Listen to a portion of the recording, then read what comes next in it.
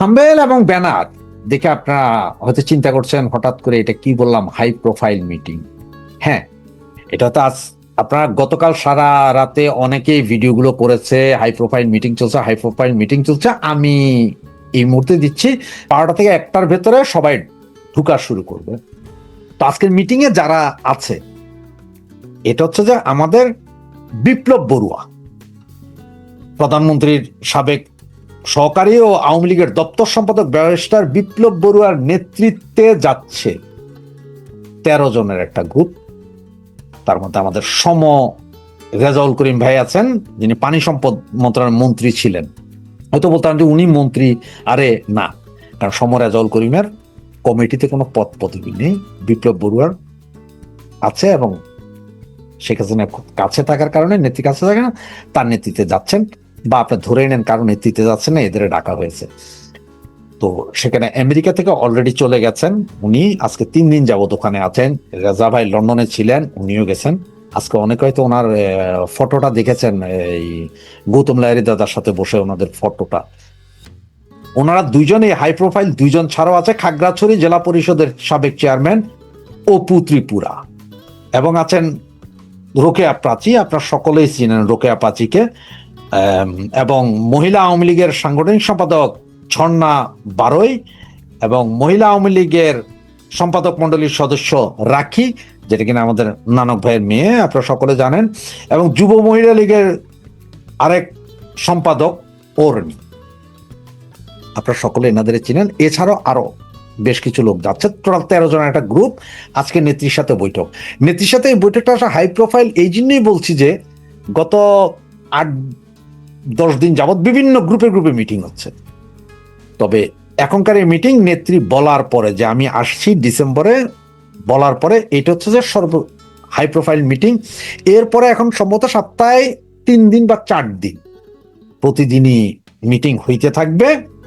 আগামী যে মিটিংটা আছে সম্ভবত ঢাকা সিটি কর্পোরেশন উত্তর দক্ষিণের পুরুষ কমিশনার, মহিলা কমিশনার, এইভাবে নিয়ে নিয়ে মিটিং গুলো হবে। কারণ নেত্রী যখন দেশে আসবেন তখন বিভিন্ন জায়গায় আমাদের এই সেক্টরের লোকগুলোকে দরকার। কারণ এখন তো এই মুহূর্তে তো আমাদের ঐক্যের দরকার, বিভেদের দরকার নাই।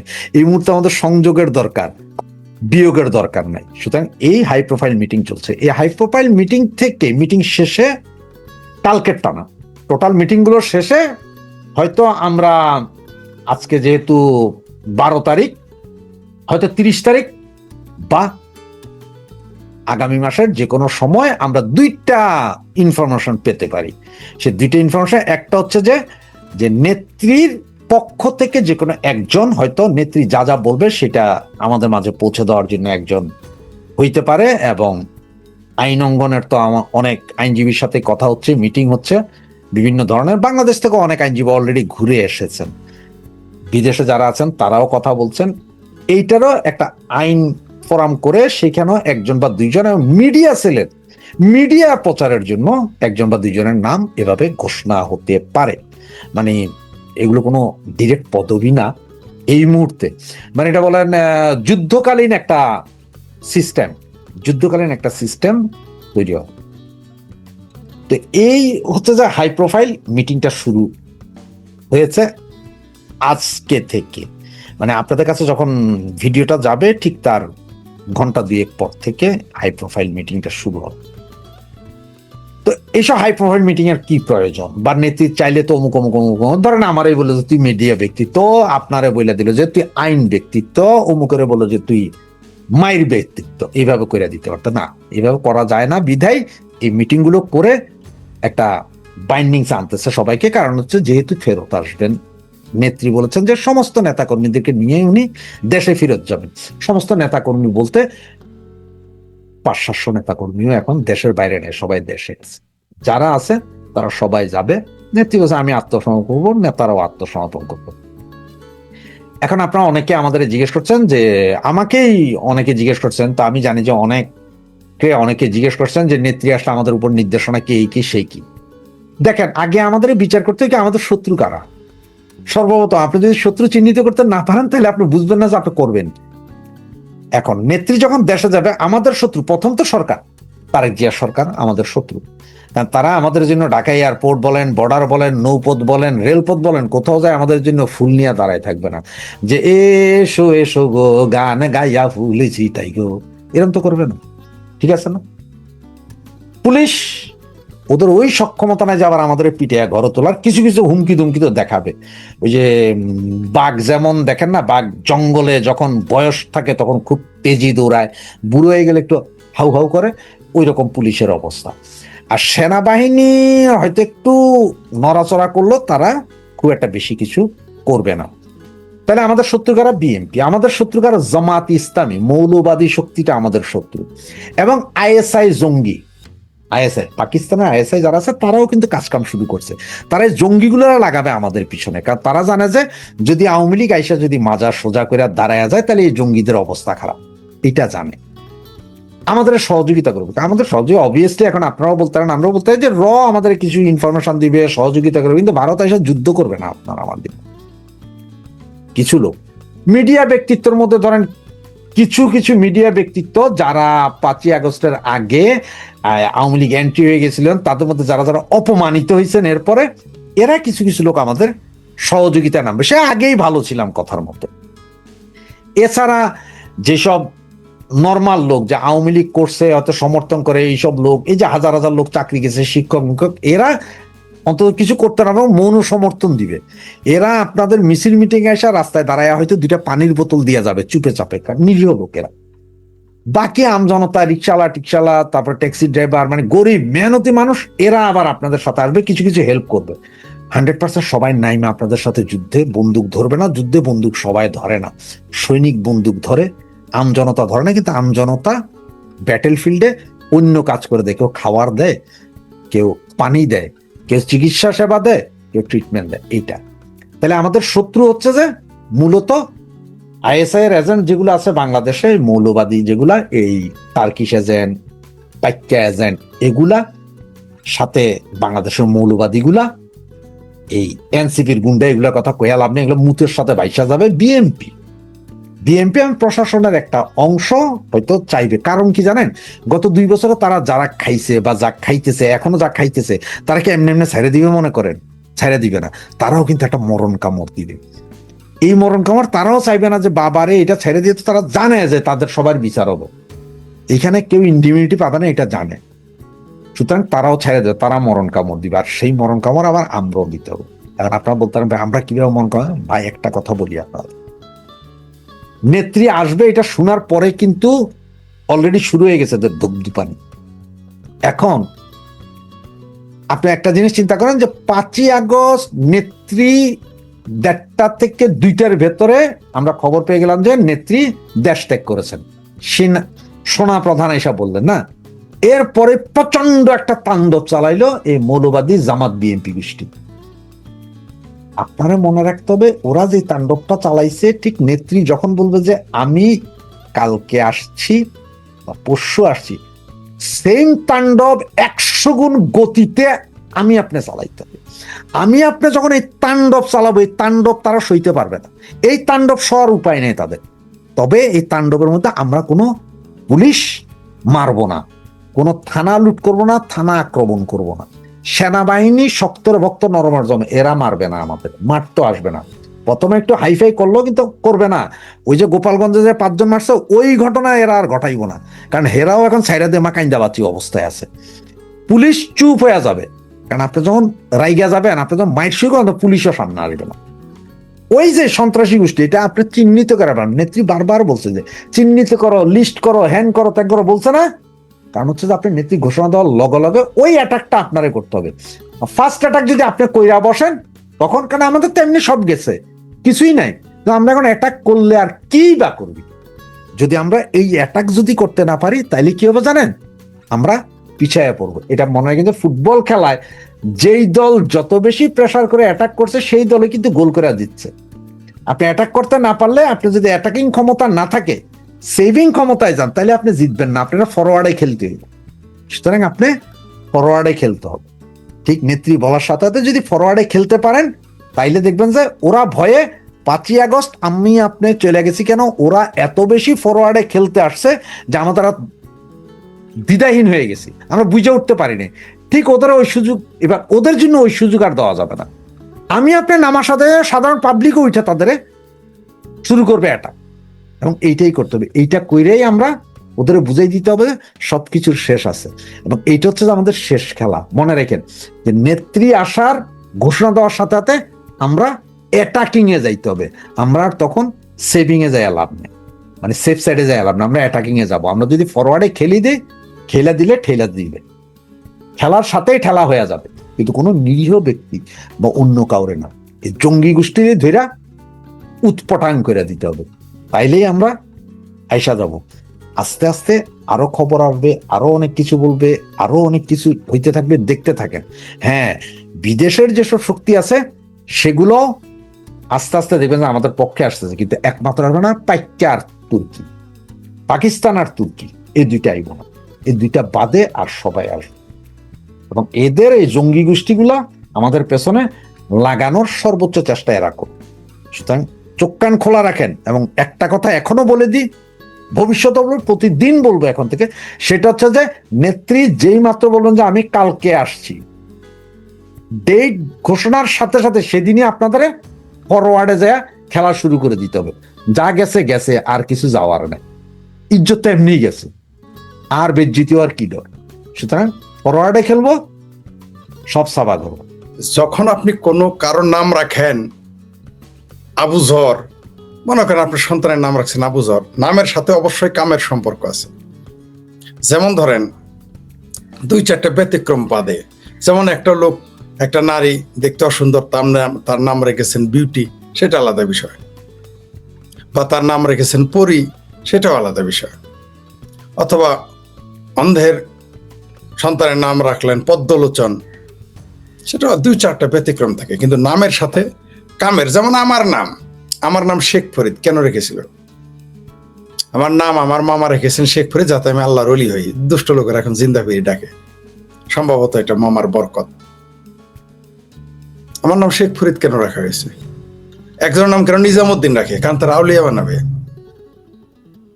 একজনের নাম মোহাম্মদ, নামের আগে মোহাম্মদ বা পরে মোহাম্মদ কেন দেয়? মানে মোহাম্মদের মতো হইতে চায়। কেন ওই 4 কোম্পানির নাম আবু বকর, ওসমান, আলী, ওমর না রেখে আপনি জাফলং তো রাখলেন না? জাফলং কোম্পানি, অথবা ব্রহ্মপুত্র কোম্পানি, অথবা যমুনা কোম্পানি রাখলেন না তো? অথবা পদ্মা, অথবা তিস্তা রাখলেন না তো? রাখিছেন? অথবা সুবর্ণখালী রেখেছেন কি আপনি? অথবা ময়নামতি রাখেন নাই তো আপনি? অথবা রাম ব্রিগেড তো আপনি রাখেন নাই? কৃষ্ণ অর্জুন কেন রাখেন নাই? কারণ আপনি ওগুলো বিশ্বাস করেন না। আপনি আচ্ছা মানলাম হিন্দু ধর্মের রাম, অর্জুন, কৃষ্ণ রাখলেন না, কৃষ্ণ ব্রিগেড, রাম ব্রিগেড রাখলেন না, সমস্যা নাই, আপনি হিন্দু ধর্মে বিশ্বাস করেন না। বাংলাদেশের সেনাবাহিনী ইসলামী বাহিনী যেহেতু, কিন্তু বাংলাদেশি তো নাকি, তো বাংলাদেশের নামের সাথে মিল রেখে করতেন। বাংলাদেশে কি নামের অভাব? দোয়েল কোম্পানি রাখতেন, দোয়েল, সমস্যা কি? খুব সমস্যা ছিল? হ্যাঁ, সমস্যা আছে। কারণ বিলিভ অ্যান্ড বিহেভিয়ার, আপনার বিশ্বাসের সাথে আপনার আচরণ যাবে। সেই জন্যে বাংলাদেশেও যে মৌলবী বলৎকার করে, আমেরিকা ইউরোপে গিয়েও সেই মৌলবী সেই মসজিদের ইমাম বলৎকারী করে। একজন মুসলমান বাংলাদেশে যেভাবে চিন্তা করে, ডক্টরেট নিয়ে Australia, Canada, Germany, France, Italy গেলেও সেই বিশ্বাসী রাখে। চরমনায়ের পীরে রোজিফার বইটা নিয়েই যাবে, 1800 পীরে রোজিফার তালিকা নিয়েই যাবে, দেওয়ানবাগের রোজিফা নিয়েই যাবে, এনায়েতপুরে রোজিফা নিয়েই যাবে, কারণ বিলিভ এন্ড বিহেভিয়ার একসাথে যায়। আপনি ডক্টরেট ডিগ্রি অর্জন করলো, তেমনি নামের সাথে অবশ্যই সম্পর্ক আছে। কোম্পানিতে সাধারণত 100 থেকে 150 জন সৈনিক, কর্মকর্তা সব মিলিয়ে থাকে আর কি, তাদেরকে কোম্পানি বলে। নতুন ক্যাডেট আসে প্রতি বছর, তাদের নাম দেওয়া হয়। নামের বাংলাদেশ অভাব পড়েছে, তাই 5000 মাইল দূরে থেকে সৌদি আরব থেকে নাম হায়ার করতে হয়েছে। আচ্ছা, আপনি ব্যক্তির নাম রাখতেই পারেন, এটা আপনার ব্যক্তি হতে পারে, কিন্তু রাষ্ট্রে আপনি তা করতে পারেন না। বাংলাদেশের কিছু মুক্তিযোদ্ধার সন্তানও দেখেছি পোস্ট দিয়েছে, কত কি রাম যদু মধু রাখবে না তোর মায়ের ভাতারের নাম রাখবে? রাম যদু মধু তো বাড়ির কাছে, 4000 মাইল দূরে থেকে তুমি নাম রাখতে পারো বক্কর, ওসমান, আলী, সামনে থেকে রাম যদু মধু রাখতে হবে? রাখলে সমস্যাটা কি হইতো? আমি বলছি না সেটা রাখা হবে, ওই যুক্তি দিল, যুক্তির বদলে বললাম। ইসলামীকরণ, সেনাবাহিনীতে ইসলামীকরণ বহু আগে হয়ে গেছে। 1975 সালে বঙ্গবন্ধুকে হত্যার মাধ্যমেই আসলে সেনাবাহিনী পাকিস্তানিকরণ করা হয়ে গিয়েছিল, তাই বঙ্গবন্ধুকে হত্যা করা হয়েছিল। এখন বলবেন তাহলে জিয়াকে হত্যা করেছে, তাহলে জিয়াকে যারা হত্যা করেছে তারাও ছিল জামাতে ইসলামী।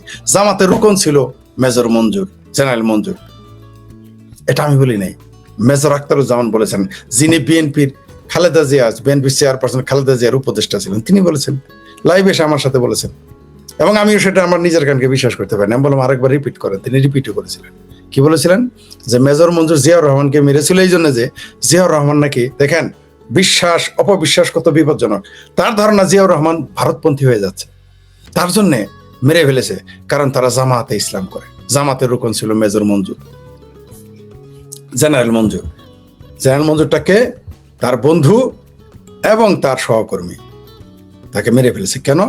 যে ভারতীকরণ করতেছে। এখন বুঝতে পারছেন তো যে বিশ্বাস কত ভয়ঙ্কর জিনিস, মেরে ফেলতে পারে। সেটা ভুল বিশ্বাস হতে পারে, কিন্তু আপনাকে মেরে ফেলবে। বিপদটা দেখেছেন কথা অপবিশ্বাসের। এই যে 4 খলিফার নামে যে বাংলাদেশ সেনাবাহিনীর, আমাকে শুনতে পাচ্ছেন কিনা আপনারা জানাবেন, যারা দেখতেছেন কমেন্ট করে আমাকে প্লিজ জানাবেন, আমাকে স্পষ্ট শোনা যাচ্ছে কিনা, দেখা যাচ্ছে কিনা, তাহলে আমার জন্য একটু ভালো হয় আর কি। এই যে সারা পৃথিবীতে বাংলাদেশ সেনাবাহিনী নিয়ে এখানে আমি কিন্তু আলোচনাটা করতাম না, আমি বিচ্ছিন্নভাবে বিভিন্ন টক শোতে কথা বলেছি, আমি বিচ্ছিন্নভাবে আমার আলোচনায় নিছি, কিন্তু আজকে সকালে আমার জরুরি কাজ আছে, তা রেখে কথা বলতে এসেছি। কেন জানেন? আমার কাজ হলো আপনাদেরকে তথ্য দেওয়া, আলোচনা সামনে আনা, সতর্ক করা। এখন আপনি যদি সতর্ক না হন আপনার ব্যাপার, অন্তত আমি বলতে পারবো যে আমি বলেছিলাম, আপনারা শুনেন নাই। আমি জানি আপনারা শুনবেন না, কারণ শিক্ষা না পাওয়ার পর্যন্ত শুনবেন না। যখন 2023-এর 7 অক্টোবর ইসরায়েলে হামলা করলো ওই ঘামাসের জঙ্গি গোষ্ঠী, আমি তখনই বললাম এদের কপালে শনি আছে, মুসলমানদের কপালেও শনি আছে। তারা বিশ্বাসই করলো না। শুধু ঘামাসের ওই গাজাই চলে যায় নাই, শেষে ইরানকেও তামা করেছে, করে নাই? করেছে কিনা? আরো করবে। সিরিয়া দখল করেছে, লেবানন দখল করেছে, ফলাফল দেখতে পেরেছেন? তাই সতর্ক করতেছি। এই যে বাংলাদেশের সেনাবাহিনীর 4টা কোম্পানির নাম রাখলেন, আমি জানি আপনারা এই কথা শোনার পরে অনেক আওয়ামী লীগের লোক আমার সমালোচনা করবেন, বিএনপি তো করবে, জামাত তো করবেই, মুসলমান তো মনে করবে আমি ইসলামের শত্রু। কিছু করার নেই, কারণ বুঝলে বুঝপাতা, না বুঝলে তেজপাতা। ইসলামের শত্রুরা কি 3 খলিফাকে হত্যা করেছিল? ইসলামের খলিফারা কি কারবালা করেছিল? ইসলামের শত্রুরা কারবালায় কারা ছিল? মরেছেও মুসলমান, মেরেছেও মুসলমান, আবার সেটা পালন করে। অদ্ভুত ব্যাপার। আসল কথা বলে না, ফাতরামিটা দেখেন মুসলমানদের। মারলো কে? মুসলমান। মরলো কে? মুসলমান। নবীর ওয়ারিসদের কে মারলো? নবীর বংশকে কে মারলো? মুসলমান। তাও কারা মারলো? সাহাবীরা। সেই সাহাবীরা নাকি আবার আদর্শ। কোন সাহাবীরা যুদ্ধ করলো? উষ্টের যুদ্ধে 25,000 সাহাবী মারা গেছে। আবু সুফিয়ানের সাথে যুদ্ধে প্রায় 70,000 সাহাবী মারা গেছে। তাহলে আদর্শ কিভাবে হইলো? তারা কিভাবে আদর্শ হয়? এটা বললে বলবে কি গুস্তাখে সাহাবা। ঠিক আছে, আপনি বলেন তারা নিজেরাই যুদ্ধ করে 25,000, 70,000, 50,000 মারা গেছে। ইসলামের ইতিহাসে দেখেন তো, প্রফেট মোহাম্মদ মারা যাওয়ার পরে, আবু বকর মারা যাওয়ার পরে কিভাবে হত্যা হয়েছে, পরস্পরকে হত্যা করেছে। কোন ইসলামের খলিফা? এরা কি জানে এই যে বাঙ্গুরা ক্যাডেটের নাম দিল, তারা কি জানে যে একটা রক্তাক্ত ইতিহাসকে সামনে নিয়ে আসলো? কোন রক্তাক্ত ইতিহাস? যে মুসলমান নিজেদেরকে হত্যা করে, খুন করে, মেরে ফেলে। কোথায়? হযরত আলীকে যে মেরেছে, ইসলামের 4র্থ খলিফা, তাকে বলা হয় সর্বশেষ খলিফা। যদিও কেউ কেউ আবার মুয়াবিয়া কেউ খলিফা মানে, তার পুত্র ইয়াজিদ কেউ কেউ মানে, সেটা আলাদা। একেবারে সুলতান সুলেমান পর্যন্ত খলিফা মানে। সেই সুলতান সুলেমানের খলিফার খবর তো জানেন, তার ঘরে ছিল হারাম, হেরেম শরীফ, যেখানে দাসীদের রাখা হইতো। এটা হলো খিলাফত। যাই ওই প্রসঙ্গে যাচ্ছি না। 4 খলিফার নামে যে করলো, 3 খলিফা কারা মারা গেল? আবু বকর, ওসমানকে কে মেরেছে বলেন তো? তারা কারা কারা? ওই যে কোম্পানির নাম ওসমান, তারা কি জানে যে 4 খলিফা এই আবু বকরের পোলা ছিল সেখানে জড়িত হত্যা করার জন্য? জানে কি? সাহাবারাই তাকে হত্যা করেছে। কোরআন শরীফ মানে পবিত্র ইসলামের পবিত্র গ্রন্থ পাঠরত অবস্থায় তাকে হত্যা করা হয়েছে। তার বিরুদ্ধে অভিযোগ কি ছিল জানেন? সে নাকি কোরআন বিকৃত করেছে, কোরআন জ্বালিয়ে দিয়েছে। আমি বলি না, ইসলামের ইতিহাসে এটা আছে, পড়ে দেখেন। আমি জানি তারা তা পড়বে না, কিন্তু আমাকে গালি দিবে। এবার আসেন ওমরকে কে মেরেছে? ছুরি মেরেছে কে? নৃশংসভাবে কারা মেরেছে? মসজিদে আলীকে যে ব্যক্তি জবাহ করেছে তাকে বলা হতো তার মতো আবেদ মানে বিরাট আমলকারী, মানে নামাজ রোজা তাহাজ্জুদ নামাজ কোনোদিন তাকে কেউ ছাড়তে দেখেনি। ফজর নামাজে তাকে কেউ ছাড়তে দেখেনি। 6 মাস একটানা ফজর নামাজ পড়েছে শুধু খলিফা আলীকে হত্যা করার জন্য। এবং যখন সেজদারে যান তখন তাকে কোপায় মেরে ফেলে। বিখ্যাত সাহাবা। ফলাফলটা কি? তাহলে নৃশংসভাবে হত্যা হয়ে গেল সেই মানুষগুলোর নামে কোম্পানি, আর্মির কোম্পানি। কেন? বাংলাদেশের মুক্তিযুদ্ধের সাথে তাদের কি সম্পর্ক আমাকে বুঝায় বলেন। মানে এরা তো সরাসরি ইয়াহিয়া কোম্পানি নাম দিতে পারে না, আইয়ুব কোম্পানি নাম দিতে পারে না, গোলাম আজম কোম্পানির নাম দিতে পারে না, টিক্কা খানের নাম দিতে পারে না। লজ্জায় তারা দুধের স্বাদ ঘোলে মিটাইতে আরবের নাম দিয়েছে। এই হাসবে, আমি নিশ্চিত সৌদি আরবের লোকজন হাসতেছে এগুলো শুনে, ইরাকের লোকজন হাসতেছে, জর্দানের লোকজন এগুলো হাসতেছে। যেমন নামের আগে আপনি মোহাম্মদ লেখেন না? সৌদি আরবে কয়জনের নামের আগে মোহাম্মদ আছে? মোর ক্যাথলিক দেন দা পোপ, মোর মুসলিম দেন দা আরব। এই ফাত্রাবিতে চলবে না ভাই। এই যে দেখেন পাকিস্তানি পতাকা উড়াইতে পারে না, পাকিস্তানি পতাকা উড়াইতে তো পাবলিক তো সেটা ভেঙে ফেলবে। আবার কালেমার পতাকার পিছনে যদি কালো রং থাকে তাহলে সেটা ভেঙে ফেলবে। সেই জন্য তারা সাদা পতাকা, কালেমা লিখে ফাত্রামি শুরু করেছে বাংলাদেশে। এগুলো আমি বললে আমি খুব খারাপ, উচিত কথা একটু তিতাই লাগবে। সব ওষুধ মিষ্টি লাগে না, অনেক ওষুধ তিতা। আমি দেশের জন্য কথা বলি, মানুষের জন্য কথা বলি, মানবতার জন্য কথা বলি, বাংলা ভাষা, সংস্কৃতি, সভ্যতা, ভাষা, সঙ্গীত, সম্প্রীতির কথা বলবো। আপনি যাই বলেন আপনি আমাকে, আপনার ফতোয়ায় আমার কিছু যায় আসে না। ওই বেহেশত যদি থাকে, আপনার ক্যাসক্যাসা নিতে, ভেজভেজা নিতে, আপনার ফতোয়ায় আমার বেহেশত থাকবে না, ঠেকবে না। আর ওগুলো না থাকলে তো নাই। বলৎকারী মৌলবী কি ফতোয়া দিল? সুদখোর, ঘুষখোর, জমি দখলকারী, তারা আমার কি ফতোয়া দিল? তাদের ফতোয়ায় আল্লাহ, গড, ভগবান আমার বিরুদ্ধে আসবে না। আমি শেখ জীবনে কারো ক্ষতি করি নাই। আর যদি ক্ষতি করে থাকি তার কাছে ক্ষমা চেয়েছি, যদি করে থাকি।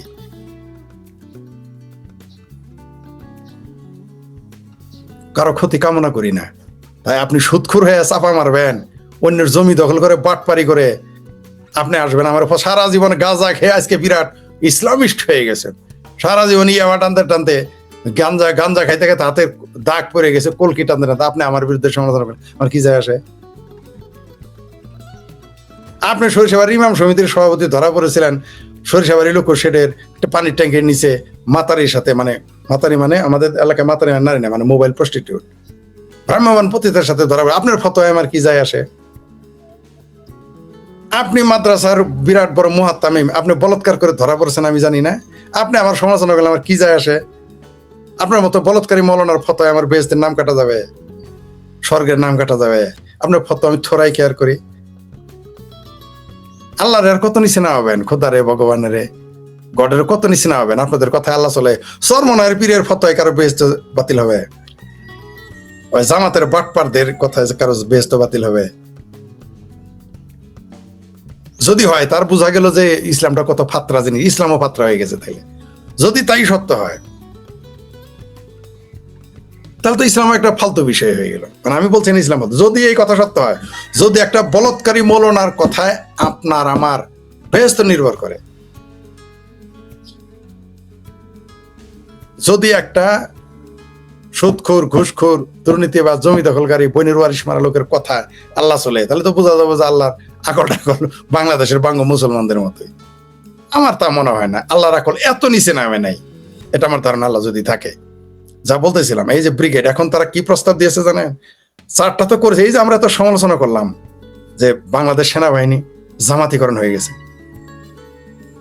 আমরা এত সমালোচনা করলাম, ইসলামীকরণ করতেছে, ইসলামী জঙ্গিবাদীকরণ করতেছে, এগুলো সমালোচনা করলাম। বিনিময়ে তারা কি করেছে জানেন? এই বাংলাদেশ সেনাবাহিনী, এই মিলিটারি কি করেছে জানেন? বাংলাদেশের মিলিটারি এখন তারা প্রস্তাব দিয়েছে আয়েশা ও ফাতেমা ব্রিগেড করবে, সরি কোম্পানি করবে। বুঝতে পারছেন তো কোন দিকে যাচ্ছে বাংলাদেশ? কোন দিকে যাচ্ছে? কোন আয়েশা? যে আয়েশা আলীর সাথে যুদ্ধ করে 25,000 সাহাবী মেরে ফেলেছে। তারা শ্বশুর শাশুড়ি জামাইয়ের যুদ্ধ। কি সুন্দর! আলীর নামে ব্রিগেড, আবার আয়েশার নামেও, সরি আলীর নামেও কোম্পানি, আবার আয়েশার নামেও কোম্পানি। সেই আয়েশার আলী কোম্পানি তো আবার ফাইট লাগবে না তো? ইসলামের ইতিহাসে কিন্তু হয়েছে। তারা উভয়ে 25,000 সাহাবী মেরে ফেলেছে সেই যুদ্ধে। তার নাম হলো জঙ্গে জামাল, উষ্ট্রের যুদ্ধ। ইসলামের ইতিহাসে সরে যদি শিখে থাকেন এটা জেনে নিয়েন। এটা যারা জানে ইসলামের ইতিহাসের একেবারে প্রথম সেমিস্টারে যারা আছে তারাও এই ইতিহাস জানে। এখন আপনি জানেন না আমি কি করবো? তু নাদান হ্যাঁ তো মে ক্যা করুঁ, তেরা আকল নেই হ্যাঁ তো মে ক্যা করুঁ। তাহলে কোন আয়েশা, সরি ওটা তো পরে যায়, আয়েশা, যে আয়েশা জামাই হযরত আলীর সাথে ফাইট করছে, জামাই আবার কে?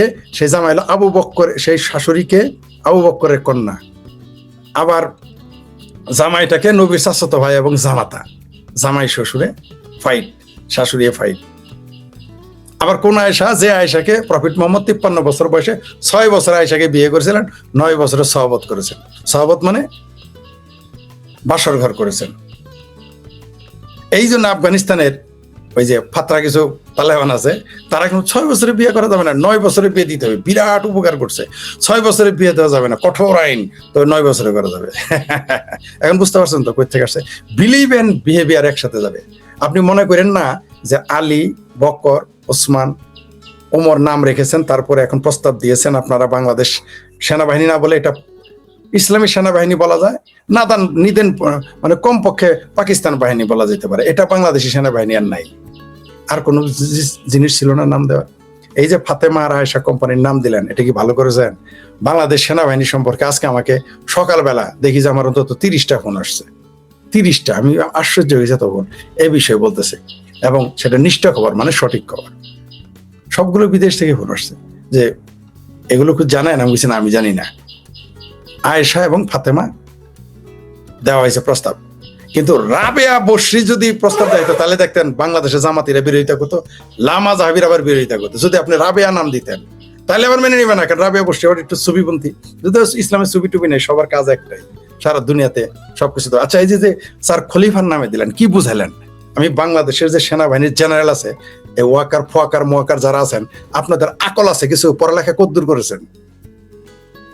আপনি আমাকে বলেন, আপনাদের জ্ঞানের একটু পরীক্ষা নিতে চাই। আপনি কি খিলাফত কায়েম করতেছেন পৃথিবীতে? পৃথিবীতে কোনোদিন আর খিলাফত আসবে? কোন উন্মাদ ছাড়া আর বেকুব আপনাদের মতো কিছু বাঙ্গু ছাড়া কেউ চিন্তা করে না। পৃথিবীতে কোনোদিন আর খিলাফত আসবে না, আসতে পারে না, আসবে না, কোনোদিনই আসবে না। সৌদি আরব মানবে, সৌদি আরব ইরানকে মানবে, ইরান সৌদি আরবকে মানবে, তুরস্ক সৌদি আরবকে মানবে, সৌদি আরব তুরস্ককে মানবে। এই খিলাফত কে ভেঙেছে? মিস্টার জেনারেল ওয়াকার, আপনার বাহিনীকে একটু পড়ালেখা করেন। ওই সারাদিন মসজিদে গিয়ে লামা জাহাবি ওয়াজ শোনায়েন না। আপনার সেনাবাহিনীর লোকেরা সারাদিন বালাজাহারি, খালাজাহারি, জুকার নালাগের মতো ফাতরাদের ওয়াজ শুনে সময় কাটায়। একটু বই টই পড়তে বলেন। আপনাদের লাইব্রেরি আছে আমি জানি, ওই লাইব্রেরিতে 2-1 বার আমারও যাওয়ার সৌভাগ্য হয়েছিল। প্রচুর বই আছে, যে কোনো কারণে হোক আমার যাওয়ার সৌভাগ্য হয়েছিল। আপনাদের ওখানে বই আছে, একটু পড়তে বলেন। আচ্ছা, বই না পড়তে পারলে মোটামুটি পিডিএফ লিঙ্ক পাওয়া যায়, একটু পড়তে বলেন। আমি জানি আপনি সেনাবাহিনীতে লোক না, সব মূর্খ বর্বরদের নেন, না হলে তো আপনি হত্যা করাইতে পারবেন না। কারণ সেনাবাহিনীতে তো কোনো শিক্ষিত লোক তো বর্বরতা দেখাইতে পারবে না, তাই অশিক্ষিত লোকদের আপনারা নেন। অশিক্ষিত নিয়েছেন ভালো কথা, চরম ধর্মান্ধ আপনারা কেন হইলেন? আপনারা তো উচ্চ শিক্ষিত মানুষ, আপনারা তো ক্যাডেট হওয়ার পরে আরো পড়ালেখা করেন বিভিন্ন জায়গায়, আর উচ্চ শিক্ষিত হন, সর্বোচ্চ ডিগ্রি নেন, কেউ ডক্টরেট আছে, ইঞ্জিনিয়ার তো আছেই। কিন্তু ইঞ্জিনিয়ারদের প্রতি আমার কোনো আস্থা নাই, কারণ বুয়েট থেকে জঙ্গি বাড়ায় আমরা জানি। বুয়েট হলো ওটা তাবলিগের চিল্লার জায়গা। তো আপনি এই যে এগুলো বানালেন, খলিফার ইতিহাস, খিলাফতের ইতিহাস জানেন? আপনার এটা সাইনটা কি? আপনার বিলিফটা কি? খিলাফত। তাই আপনার বিহেভিয়ার আপনার নাম দিয়েছেন। তাহলে খিলাফত কায়েম করতে চান আপনি যদি খিলাফত কায়েম করেন, আপনার খিলাফত আরবরা মানবো? আপনার তো আরবরা মিসকিন মনে করে। তুর্কিরা আপনার খিলাফত মানবে না, আপনার গোলাম মনে করে। আজ পর্যন্ত কোনো মুসলিম দেশে কোনো আপনারা নাগরিকত্ব পেয়েছেন? আমেরিকা যায় তো খুব টাকা পয়সা রেখে, সৌদি আরবে জানতো দেখি নাগরিকত্ব তুমি দেয় কিনা, এটা বিয়ে করে দেখেন না আরবদের, আপনার তো সাড়া ভাঙ্গা মাইর দিবে। আপনার মুরত থাকে 5টা, সেনাবাহিনীতে এত তো দিবে না, দাস কামলা মনে করে। আপনার যারা অফিসার আছে একটু বিয়ে করে দেখান তো, সৌদি আরবের একটা মেয়ে, তুরস্কের একটা মেয়ে, তুরস্ক না আরে কুয়েতের একটা মেয়ে, কাতারের একটা মেয়ে, জর্ডানের একটা মেয়ে, আরবের একটা মেয়ে, ইরাকের একটা মেয়ে বিয়ে করে দেখান তো আমারে, কত শাটার মুরত আপনাদের। আপনারা যারা জেনারেল আছেন তারাই করে দেখেন, কারণ সেনাবাহিনীকে তো দিবেই না কর্মী, আর 8 পাস ইন্টারমিডিয়েট পাস এদের কি দাম আছে? এই যে খিলাফত কায়েম করতে চাইলেন, সৌদি আরবে আছে নাকি আলীর নামে কোম্পানি? পাবেন। ইরাকে আছে, খোদ ইরানে আছে নাকি আমাকে বলেন তো, যেখানে আলী সবচেয়ে সম্মানিত শিয়াদের কাছে, আলী নামে কোম্পানি আছে কিনা আপনি আমাকে একটা দেখান তো। এই যে ফাত্রামি করে বাংলাদেশের সেনাবাহিনীকে পচাইলেন, বাংলাদেশটাকে একটা জঙ্গিবাদী রাষ্ট্র না শুধু, আপনারা নিজেরা সেনাবাহিনী যে জঙ্গিবাদী সেটা প্রমাণ করতে বুঝতে পারেন। আমাকে যারা ফোন করেছে তারা মনে করে আমি বিরাট বড় ক্ষমতাধর, আমি জেনারেলে ফোন করলে শুনে, আমি তারেক রহমানের ফোন করলে শুনে, তারপর শেখ হাসিনার সাথে নাকি আমার কথা, এটা লোকজন মনে করে, আসলে তা নয়। কেউ কেউ মনে করে যারা মারা গেছে খালাদা যে তারাও ফোন করলে আমার কথা শুনে, এত ক্ষমতাধর মনে করে, আসলে আমি তা না, এত যোগ্য মানুষ আমি নই। তারা মনে বলছে এগুলো সতর্ক করেন, কথা বলেন সেনা কর্তাদের সাথে। আমার ভাই এই কর্নেলের উপরে কোনো কর্মকর্তার সাথে আমার কথা হয় না, কারণ আমি একদিকে আর্মিদের ভয় পাই, আরেকদিকে হলো তাদের সাথে যোগাযোগ করা বিপজ্জনক, আর তারা সব কথা বলে না, আর তাদের সাথে কথা বলে ইয়েস নো ভেরি গুডের বাইরে যাওয়া যায় না। তারা জ্ঞানের তাদের চিন্তা করার সুযোগ নাই। ঠিক মুসলমানরা যেমন মাদ্রাসা তালেবে ইলমরা যেমন ধর্মান্ধ থাকে, তাদের মৌলবী সাহেব কি বলেছে, উস্তাদ কি বলেছে, রাহাবার কি বলেছে, আর বাইরে তারা আকাবের কি বলেছে, আর বাইরে চিন্তা করার শক্তি নেই। সেনাবাহিনীরও চিন্তা করার শক্তি নেই, কিন্তু মৌলবাদী চিন্তা করার শক্তি কিভাবে আসে? ওইটা আবার স্বাধীনতা আছে। কারণ কি, আমি যেদিন ক্যান্টনমেন্টের গুলোর ভিতরে দেখেছি সুবহানাল্লাহ, আলহামদুলিল্লাহ, আল্লাহু আকবার এগুলো লেখা, তখনই বুঝছি বাংলাদেশের সেনাবাহিনী কে বা আর্মি। এটা আওয়ামী লীগ ক্ষমতা থাকে গেলেনি, আমি ক্যান্টনমেন্ট গুলোতে দেখেছি। সিভিল মানুষ হিসেবে আমার চাইতে বেশি কেউ ক্যান্টনমেন্টে যায় নাই। যাদের আত্মীয় স্বজন সরাসরি রক্ত আছে তারা হয়তো যায়, তাও আমার মতো যাইতে পারেনি, ঘুরতে পারেনি, কথা বলতে পারেনি।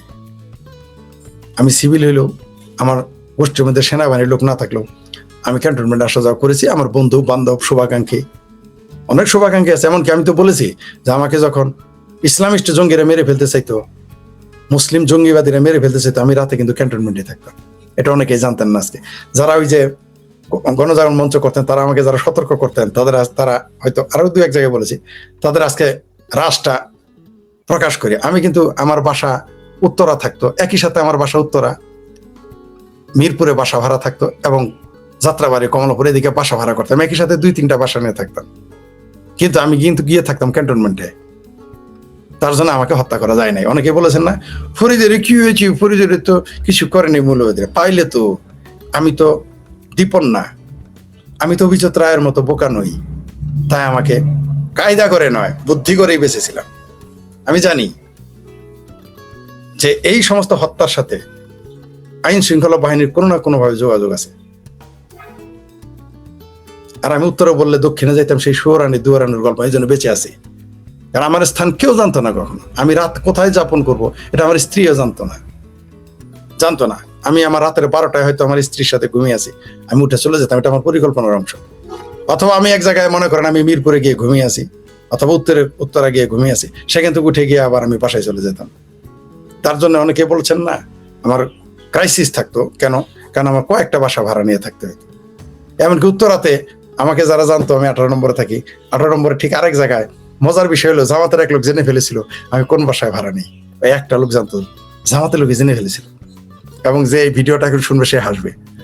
আমার এলাকার একটা জামাতের ছেলে, সে ওই বাসাটা আমাকে জেনে ফেলেছিল যে ওই বাসাও আমি ভাড়া নিয়েছি, মানে আরেকটা বাসা উত্তরা 18 নম্বরের বাইরে কাছাকাছি বাসা নিয়েছি, যাতে মানুষ দেখবে আমি প্রজেক্টে ঢুকি, কিন্তু আসলে আমি আবার বের হয়ে গিয়ে আমি ওয়াকিং ডিস্টেন্সে গিয়ে আমি হেঁটে হেঁটে গিয়ে, আর এই জন্য আমার খরচ বেশি ছিল। এটা অনেকেই জানতেন না, আজকে বললাম। অনেকেই ভাবতো যে ফরিদের এত টাকা আয়, তারপর টানাটানি কেন? এখন বুঝতে পারছেন তো? আমাদের সন্তানকে রাখা হইতো এক জায়গায়, আমরা স্বামী স্ত্রী থাকতাম এক জায়গায়, এছাড়া আরো বাসা থাকতো, ভাড়া নিয়ে থাকতে হতো। সেই জন্য আপনারা যারা গিয়েছেন অনেক সময় আশ্চর্য হয়েছে, আমার বাসায় তেমন কোনো ফার্নিচার নেই।